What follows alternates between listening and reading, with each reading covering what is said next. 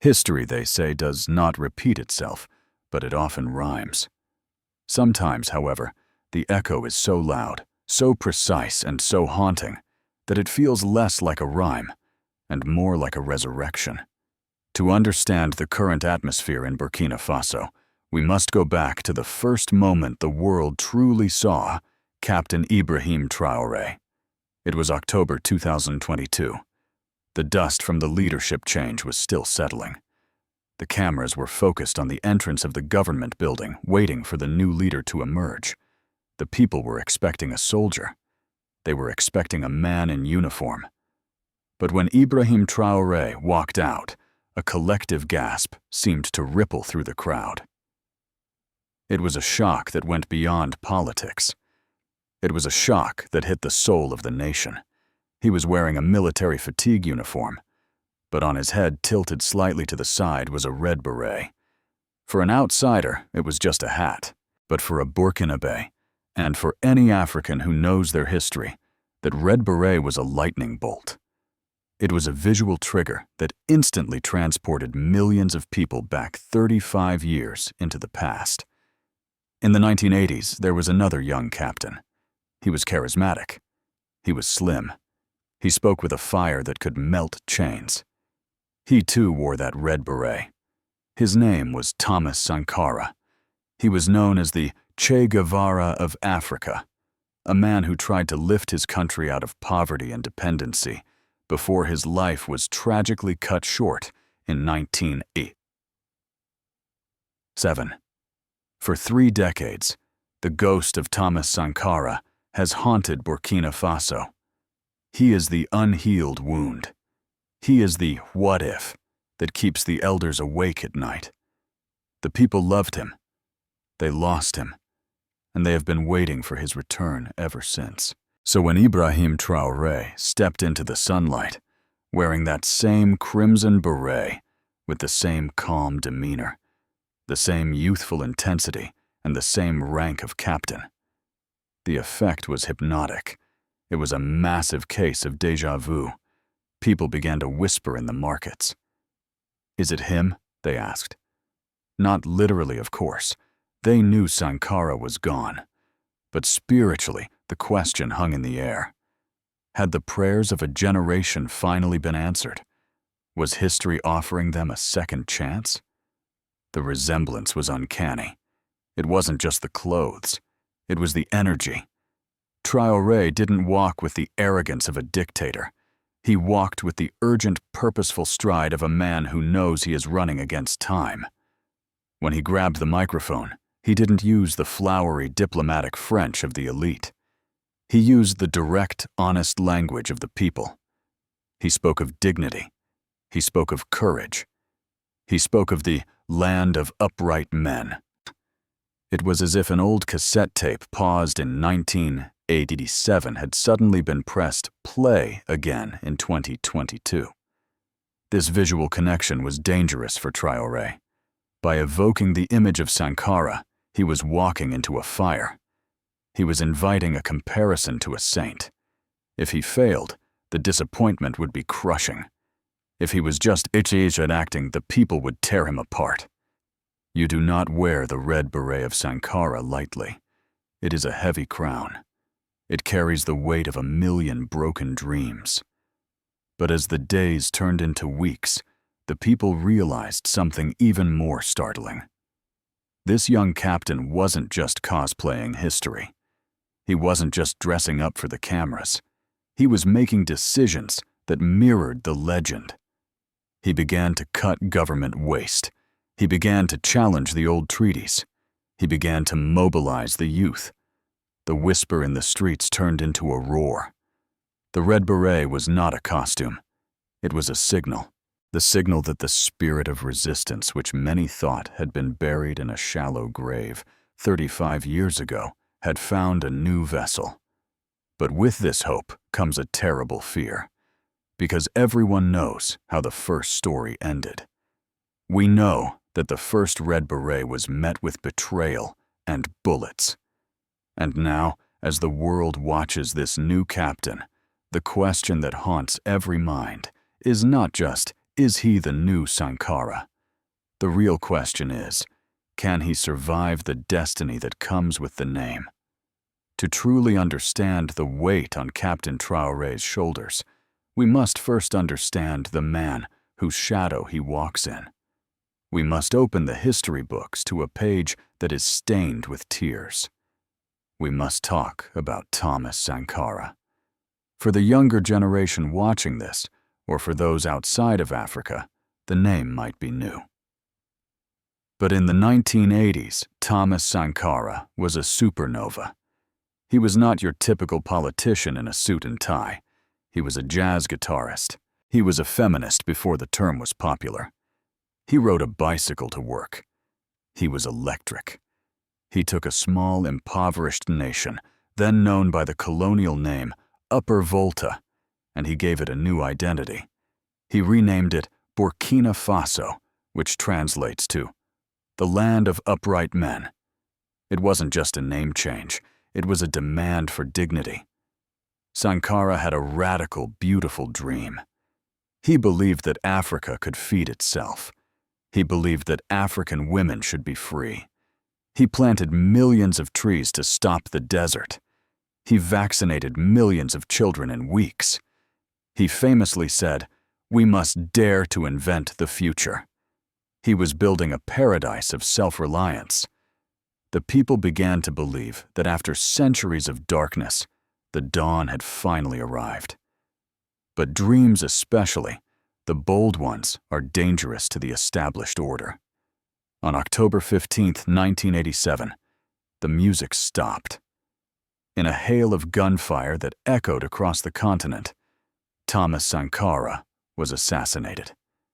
He was only 37 years old. The tragedy was Shakespearean. He was not killed by a foreign army, but betrayed by his closest circle, by the very people he called brothers. When he fell, it wasn't just a man who died. A light went out.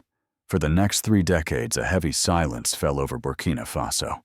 The policies of self-reliance were reversed. The pride was replaced by dependency. The upright men were forced to bend their backs again. Sankara's name was whispered in secret like a forbidden prayer. He became a ghost. A what if, a painful memory of what could have been. This is the wound that has never healed. It is a collective trauma that sits in the heart of every Burkinabe. They lived with the gnawing feeling that their destiny had been stolen from them, interrupted in the middle of a sentence. For 35 years, the people waited. They watched leaders come and go, promising change, but delivering stagnation. They looked for a spark, a sign that the spirit of 1987 was not dead but merely vaping. And then came 2022. When Ibrahim Traoré emerged, it wasn't just his policies that grabbed attention. It was the timing. It felt like the universe was trying to correct a mistake. Here was another captain. Here was another man of the soil. Here was another leader speaking the language of refusal, refusing to be poor, refusing to be subservient. For the people, seeing Traoré is like seeing a bridge being built across a chasm. He represents the possibility of finishing the work that was so violently interrupted. He is the Unfinished Requiem, finally finding its next note. But this connection is not just poetic, it is terrifying. Because we know that the forces that silenced Sankara, the greed, the fear of change, the hidden enemies have not disappeared. They are still there, watching from the shadows. So as Traoré picks up the torch, the world holds its breath. We are watching a high-wire act of history. Can he succeed where the legend failed? Or is he walking towards the same tragic fate? To answer that, we must look closer at the man himself. We must see if this is just an imitation, or if the spirit has truly returned. De la Fun Thrai, the mirror image. Tam Gung Fan Chiu. Phần này đi sâu vào phân tích những điểm tương đồng đến mức lạnh người giữa hai nhân vật. Chúng ta không chỉ nói về trang phục, mà nói về tư duy và hành động. Đây là phần củng cố mạnh mẽ nhất cho tiêu đề Bóng ma của Sankara. Bạn copy đoạn này nối tiếp vào phần 2 nhé. It is easy to wear a red beret. Anyone can go to a military surplus store and buy a hat. Anyone can memorize a few revolutionary slogans. But you cannot fake the energy. You cannot fake the vibration that a leader emits when they walk into a room. When we place the photos of Thomas Sankara and Ibrahim Traoré side by side, the visual resemblance is striking. But when we dig deeper into their lives, the parallels become almost spooky. It is as if the universe is following a very specific blueprint. Let's look at the data points. First, the rank. Both men rose to power not as generals with chests full of unearned medals, but as captains. In the military hierarchy, a captain is a unique position. He is high enough to command, but low enough to still be in the mud with his soldiers. He is not a distant bureaucrat. He is a field commander. This rank symbolizes action youth and proximity to the pain of the people. Both men wore their rank like a badge of honor, refusing to promote themselves even when they held the highest office in the land. Second, the age. Thomas Sankara became president at the age of 33. Ibrahim Traoré took command at the age of 34. They both represent the generational shift. In a continent often ruled by men in their 70s and 80s, men who are disconnected from the digital age and the aspirations of the youth, these two captains burst onto the scene with the raw energy of a thunderstorm. They speak with the urgency of young men who know that the future is being stolen from them. Third, and perhaps most importantly, the austerity. Sankara was famous for being the poorest president in the world. He sold the government's fleet of luxury Mercedes-Benz cars and forced his ministers to drive the cheapest car available, the Renault 5. He lowered his own salary. He forbade his portrait from being hung in public offices because, as he said, there are 7 million Thomas Sankaras. Now fast forward to 2022. Ibrahim Traoré's first major act. He refused the presidential salary. He kept his captain's pay. He drives in armored combat vehicles, not luxury limousines. He banned ministers from buying expensive cars. This is not a coincidence. This is a deliberate mirroring. Critics might say, oh, Traoré is just copying Sankara's style. It's just good marketing. And perhaps there is some truth to that. Every leader needs a symbol. But you can see in Traoré's eyes that this is not a costume. It is a philosophy. When Traoré speaks, he uses the same hand gestures. He uses the same direct, fearless language. He talks about imperialism and neo-colonialism, not as abstract concepts from a textbook, but as real chains that need to be broken today. He talks about producing what we consume and consuming what we produce, the exact core of Sankara's economic theory. It feels as though Traoré has studied the Sankara operating system and installed it into the hardware of the 21st century. But there is one major difference, and it is a crucial one. Sankara was a dreamer, a romantic revolutionary who perhaps trusted too much. He believed in the goodness of his friends. Traoré, on the other hand, seems to have studied the tragedy of 1907. He moves with a different kind of caution. He is more guarded. He is surrounded by men who are fiercely loyal, but he watches the shadows. He seems to be asking himself the question that we are all asking. Sankara built the dream, but he couldn't protect it. How can I do both? The mirror image is clear. The reflection is perfect. But a reflection can be shattered in an instant. As Traoré begins to implement the very policies that got Sankara killed, the tension rises. Here, he is not just bringing back the style, He is bringing back the substance. And that is where the real danger lies. We have talked about the image. We have talked about the Red Beret. But a revolution is not built on fashion. It is built on factories, on fields, and on concrete. To understand if Traore is truly the spiritual heir of Sankara, we must look at the blueprints. 35 years ago, Thomas Sankara had a vision that was incredibly advanced for his time. He looked at his country, a leading producer of cotton, and he asked a furious question. Why are we selling our white gold to Europe for pennies only to buy back shirts made from our own cotton at 10 times the price? Sankara launched a movement called Faso Dan Fani. He wanted every official, every citizen, to wear clothes made in Burkina Faso, woven by Burkinabe mothers, using Burkinabe cotton. It was a dream of total industrial independence, but when he died, that dream was dismantled. The factories closed. The foreign imports flooded back in. Now look at what is happening today. Ibrahim Traoré has dusted off those old blueprints. He has declared that the export of raw commodities is a crime against the economy. He is aggressively pushing for the construction of textile processing plants. He is telling the world, if you want our cotton, you buy our shirts. We are not just a farm for the world anymore. We are a factory.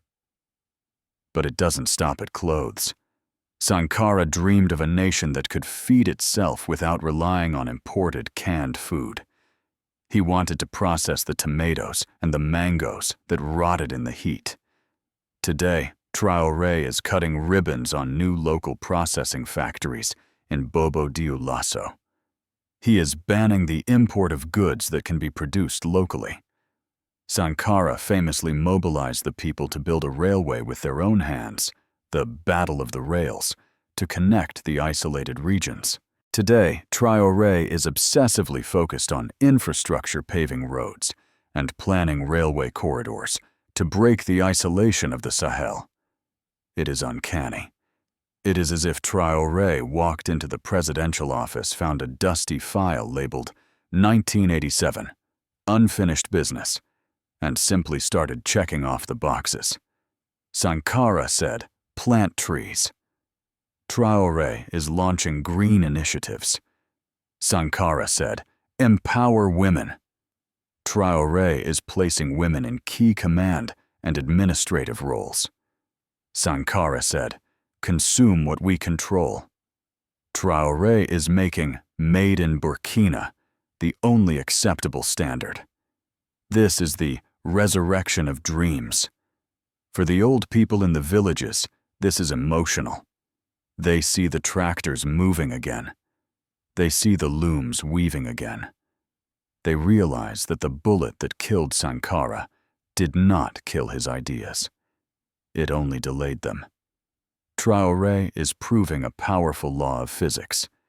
You can kill a man, but you cannot kill a vision whose time has come.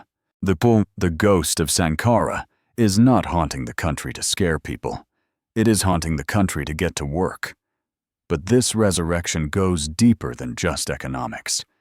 It is changing the software of the people's minds. Sankara's greatest achievement wasn't the roads. It was the psychological liberation of the black man. And this is exactly the battlefield where Traoré is fighting his hardest war.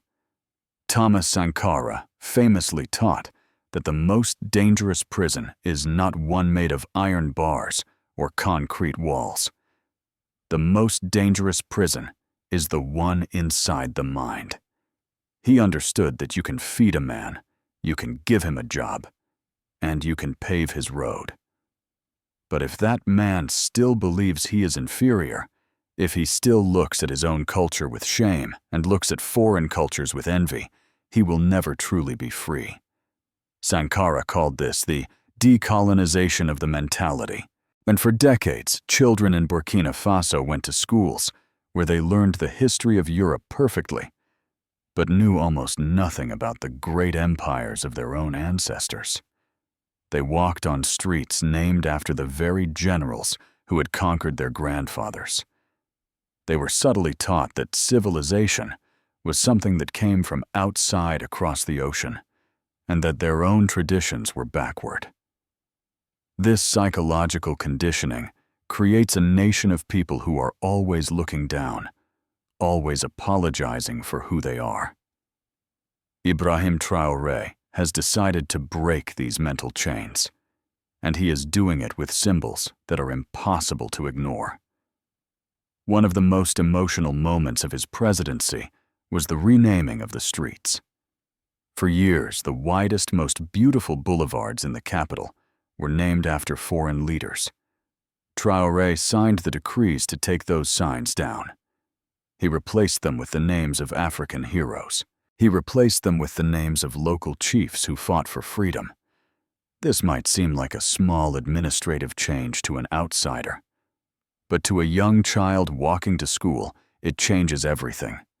When a child looks up and sees Boulevard Thomas Sankara instead of a foreign name, the landscape of their city finally matches the landscape of their heart. It tells them, your history matters. Your heroes are valid. But Traoré is going deeper than just street signs. He is looking at the classroom.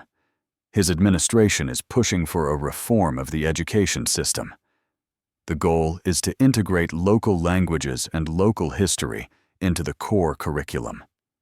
He wants the next generation of doctors, engineers, and soldiers to be fluent not just in French, but in Mouré, in Dioula, and in Fulfulde. He is sending a message that intelligence does not have to sound European.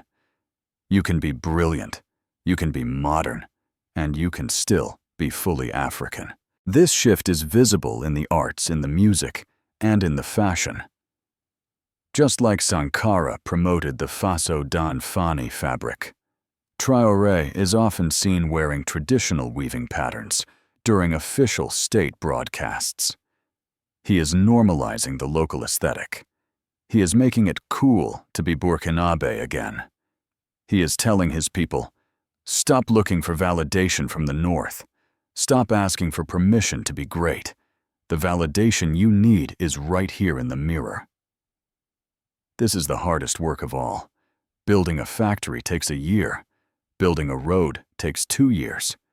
But rebuilding the confidence of a broken people takes a generation. Sankara started this work.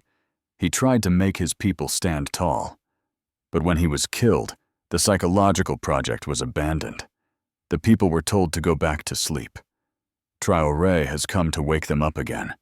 He is shouting to the masses that they are not victims. They are warriors. They are the descendants of kings and queens, and it is time they started acting like it. But as the people begin to lift their heads, as the pride returns, the danger reaches its peak. Because history teaches us a brutal lesson. The world might forgive you for being independent, but it will never forgive you for being proud. And in the shadows, the same betrayal that took Sankara away is waiting for its chance to strike again. Every great tragedy in history has a moment where the hero makes a fatal mistake. For Thomas Sankara, that mistake was not political. It was not economic. It was emotional. His mistake was love. Sankara believed in the sacred bond of brotherhood. He had a best friend, a man he called his brother, a man named Blaise Compaoré. They had eaten from the same bowl. They had fought in the same trenches. They had dreamed the same dream. When intelligence reports began to reach Sankara's desk, warning him that his best friend was plotting against him, Sankara waved them away. He famously told his advisors, "If Blaise wants to kill me, let him. Because if I have to kill my brother to survive, I do not want to live." It was a noble sentiment. It was poetic. But in the ruthless game of geopolitics, it was a death sentence. On that dark afternoon in October 1987, it was the men under the command of that brother who surrounded the building. Sankara walked out to face them with his hands up, wearing a tracksuit, unarmed. He was cut down in a hail of bullets. The lesson of 1987 is brutal, but clear. In the fight for sovereignty, there is no room for naivety. The enemy will not just come from the outside with tanks and planes.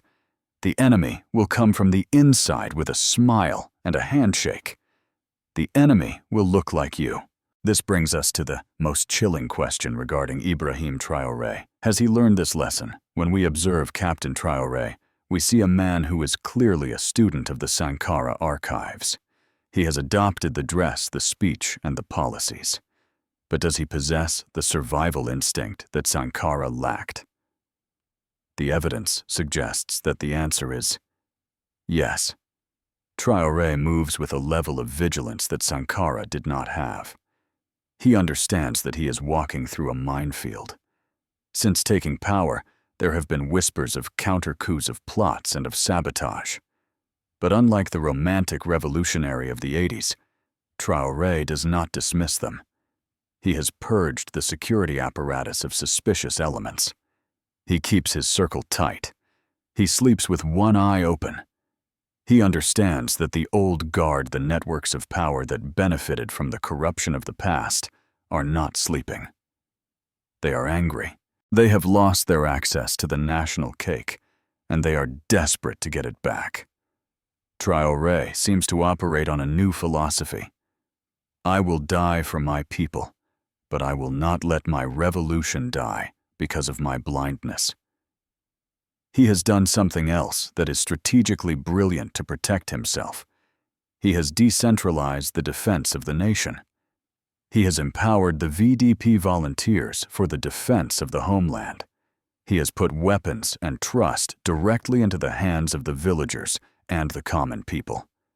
By doing this, he has created a human shield around the presidency. He knows that a small group of elite soldiers can be bought or bribed to betray him. But you cannot bribe an entire nation that has tasted freedom. If the enemies want to remove Traoré today, they don't just have to go through his bodyguards. They have to go through the millions of young people who see him as their last hope. But the tension is palpable. Every time he appears in public, there is a collective holding of breath. The memory of Judas is etched into the national psyche. The people are praying that this time the story will have a different ending. They are praying that this captain knows how to spot the knife before it is put in his back. The ghosts of the past are screaming a warning: trust no one. As Traoré navigates this treacherous path, he is carrying a torch that was extinguished 35 years ago. The flame is flickering in the wind. The wolves are circling. But this time, the shepherd is armed and the flock is awake. The final question remains. The torch has been passed. The dream has been resurrected. But what is his final message to us? What does he need from the millions of Africans watching from across the ocean? Ibrahim Traoré, the reincarnation of Thomas Sankara. Perhaps that is the wrong question to ask, because to look for a reincarnation is to look backward, and Ibrahim Traoré is a man looking forward. He is not Thomas Sankara. He is Ibrahim Traoré. Sankara was the prophet. Traoré is the builder. Sankara was the dreamer. Traoré is the guardian. Sankara planted the tree. Traoré is watering it with sweat and defending it with steel. He stands on the shoulders of the giant who came before him. He has taken the wisdom of 1987 and combined it with the realities of 2024. He is the evolution of the revolution. But there is one variable in this equation that has changed, and that variable is you. 35 years ago, when Sankara was isolated and surrounded the world, was different. There was no internet. There was no social media. The diaspora was disconnected. When they killed him, they did it in the dark, and the world only found out when it was too late. We, as a global family, were not there to protect him. We let him die alone.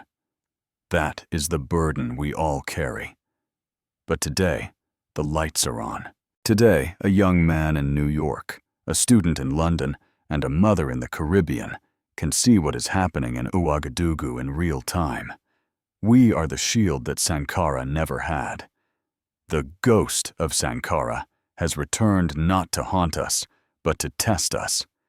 It is asking us a simple question. I gave you a second chance. I gave you another captain. What will you do this time? Will we just watch the videos and click like? Or will we become the active defense of this vision? Traore cannot do this alone. A single man, no matter how brave, can be removed. But you cannot remove a movement. You cannot assassinate an idea that has taken root in the minds of millions.